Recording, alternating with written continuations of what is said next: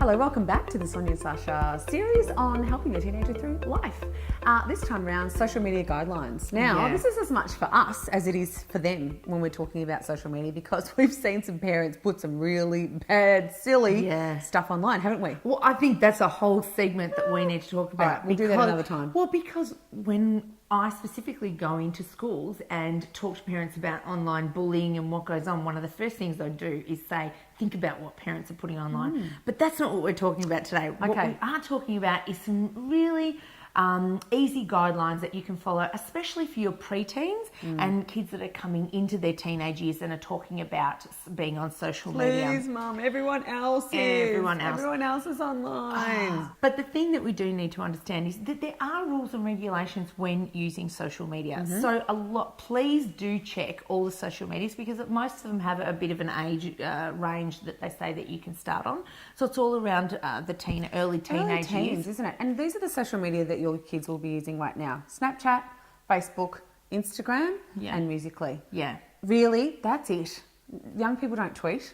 No, in our but there's always constantly new little ones that are coming out. They're the main ones. They're the main ones that you will need to be all over. At the moment, absolutely. Yes, at the moment. So make sure you check out what the age limit is and stick to that rule. If anything, I wish so much that I, even at my own children's school, that I just said to all the parents in primary school, can we please just keep our kids off social media? They will ask you, please, can I be on social media? Until an appropriate age. Yes. Because there's lots of reasons. We've heard of 7-year-olds absolutely having social media. So crazy. Just if we all stick together as parents, because if I say, because our kids are the same age, so if I say I'm going to stick to the appropriate age, that means my child will never come, your child will never come back to me and say, but Sasha's, kids are allowed to do that. So if we have an agreement as parents, then it makes it so much easier for us. So then I can also say, well, Sonia's family aren't able to do that either, so they're sticking with us. And that just means that we can send a little text message. If you've got a group, if you're friends with the parents of your children's friendship group, then that's just a little text message. Guys, I'm thinking about just making a rule that I'm not going to let my child have social media until this age. That's my vibe. What do you guys think? And have a little discussion. And often parents are listening to their children when they're saying, but such and such's mum lets them, or such and such's mum lets them, but they actually don't. Yeah. So they're just telling a bit of a fib to us so that they can get their way. So if we all stick together and be strong as that group, then it really is very powerful. So none of you, I've talked about this with the other, your friends' parents, none of us are doing it.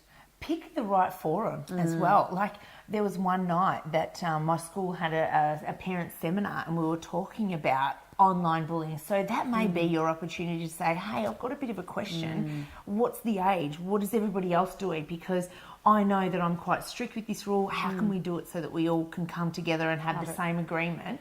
Especially for primary school kids. Once they start to get to grade 6, grade 5, they will start asking, and they're just too young to understand. Not just because they may be not about bullying. So there's quite a number of factors. Firstly, about the bullying that can go on, the banter, the nasty things that people can say about it. They're just not equipped on how to deal with that. So that's the first thing. What about the adults that may follow them? I mean, there are adults out there, let's be really honest, and talk about safety. This is so scary. So serious. That are people that are faking their profiles to look like they are going to be that new friend that your child is after. And they'll say the right thing, and yet they're an adult behind there. There are specific departments set up in police departments around the world for that very thing, and they sit in front of computer screens all day and they monitor pedophiles who are acting as teenagers. And we actually personally know a lady called Sonya Ryan, whose daughter was killed by an online predator, and that was here in Victoria. And she was killed by a guy who was in his 40s. He lived in Rosebud in Victoria, and he was portraying himself as a teenager, 17-year-old, 16, 17-year-old boy from America. And he'd stolen someone's profile picture, and he'd made up a whole profile about this young person. and there was a relationship developed, and in the end, she was killed. So this is very real, guys, and it's very dangerous, and a lot of people go on and on about it in the media, and you'll hear about it through your children's schools. This is serious kind of stuff, and you might think, it's okay if I just post a photo of my kid doing this, or it's okay if our behaviour as well. It's actually putting our children at risk. Okay, if you're posting photos of your children, I know this is a little bit off topic for a second. If you're posting a photo of your child with their school uniform on to your open profile on social media, anyone can see where your child goes to school. Okay, how dangerous is that when you think about it? What time do they finish school? You're posting a photo of your child in their sporting uniform. Well, that tells me I know what sport that child plays. I look up on Google, where are they playing this weekend? Right, they play there. I get on Google Maps. I have a look at the map of the field that they're playing on. How can I get access to this child? But as a person who's a criminal, I know that every Saturday between 10 and 12, you're over there and you're not at home. So that is huge. So just putting, so there's lots of things that they understand. And so we will do an episode on that. We'll do a complete episode, because it's so important that we are up with all of the information and the changes and what happens with this social media. We really need it, because we have to protect our homes, ourselves, our children. Not in that order. Children number one first. Children number one. Yeah, we have to protect them, and it really does come down to that now, because there's lots of freaks out there that we have to watch out for. And they say the right things to lure kids in all the time. But the other reason that we need to make sure that kids are confident and have enough self-esteem and resilience before they get on social media is just a little simple things. So for example, like on Instagram or on Facebook, there's the thing when they'll post something up there and it'll be how many likes they get. So if a young person is putting something up and they're not getting that many likes, they feel like they're not popular, they're not worthy, they're not good enough, and they may look like they can handle, or you've equipped them with not talking to strangers, you've told them to be nice to everybody, but they are putting a photo up of themselves online and they're not getting enough likes, or they're not able to get enough friends, or they're asking people to be friends and they're getting a little bit rejected, or nobody's asking them to be friends, and those kind of things. You have no idea the impact that makes. I've worked with really confident teenagers that have they look like they're all together, and then they'll just make a comment like, I don't get that many likes, and no, don't have that many friends.